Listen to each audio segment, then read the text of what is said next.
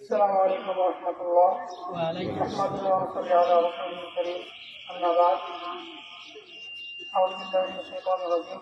واعتصموا بحبل الله جميعا ولا تفرقوا. কথা একটাই, আমরা সবাই জানি ফিলিস্তিনে কি পরিমাণ বড় বড় যুদ্ধ হামলা হয়েছে।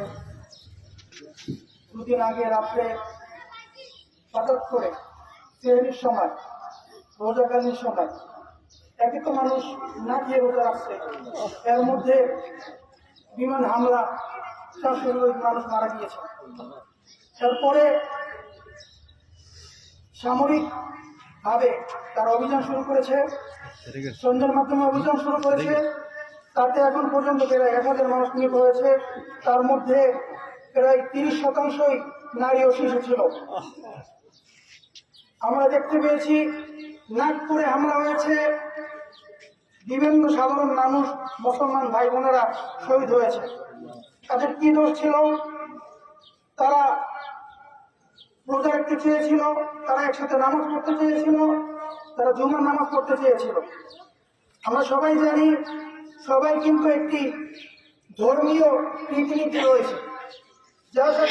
যে শত্রুতাই থাকুক, তাদের ধর্মীয় পবিত্র মাসে কেউ কাউকে আক্রমণ করে না। কিন্তু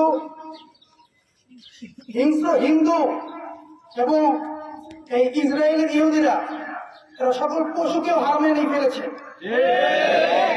আমরা বলতে চাই, এদের বিরুদ্ধে আমাদের সর্বদা সজাগ থাকতে হবে। হ্যাঁ, হয়তো আমরা এখন অস্ত্রের মাধ্যমে এদের বিরুদ্ধে লড়তে পারছি না, কিন্তু আমাদের যতটুকু সম্ভব ততটুকু তাদের বিরুদ্ধে লাগাটা, এটা হচ্ছে ইমানের একটি অংশ। আমাদের টাকা রয়েছে, আমরা যদি এই টাকাটাকে সঠিকভাবে ব্যয় করি, আমাদের ব্রেন রয়েছে, আমাদের শিক্ষা রয়েছে, এই শিক্ষাটাকে যদি সঠিকভাবে ব্যয় করতে পারি, তাহলে ইসরায়েলের বিরুদ্ধে এবং হিন্দুদের বিরুদ্ধে, তথাকথিত মুসলমানদের বিরুদ্ধে যারা রয়েছে, এদের বিরুদ্ধে আমরা কাজে লাগাতে পারি।